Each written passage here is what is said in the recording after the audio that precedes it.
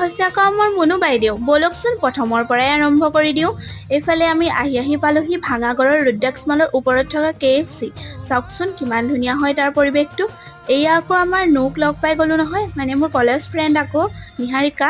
এইফালে তাইৰ ভাগৰ দোকানখনো দেখাই দিছোঁ। চাওকচোন বিভিন্ন ধৰণৰ চফ আছে, আপোনালোকে আহিলে কিনিব দেই, বহুত ভাল হয় খাবলৈ। এইফালে সকলোখিনি আপোনালোকক ভালদৰে দেখাই দিছোঁ। বিভিন্ন ধৰণৰ চফ আছে ইয়াত। তাৰপাছত আপোনালোকৰ ৰুদ্ৰাক্স মলৰ এইফালে গোটেই পৰিৱেশটো দেখাই দিছোঁ।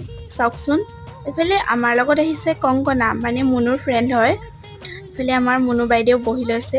যিহেতু ছোৱালী মানুহ হয় ন, কিবা কিবি খাওঁ লাগিয়ে থাকে। এয়া হৈছে আকৌ ৰুদ্ৰাক্স মলৰ ওপৰত থকা সৰু ল'ৰা ছোৱালীৰ বাবে খেলাৰ সুবিধা কৰি দিয়া হৈছে। যোনবিলাক সৰু ল'ৰা ছোৱালী মহানগৰীত বা নগৰত বা চহৰত বাস কৰে, সিহঁতিতো এনেকৈ ধূলি বালি লৈ খেলিবলৈ নাপায়। সিহঁতৰ কাৰণে ইমান ধুনীয়াকৈ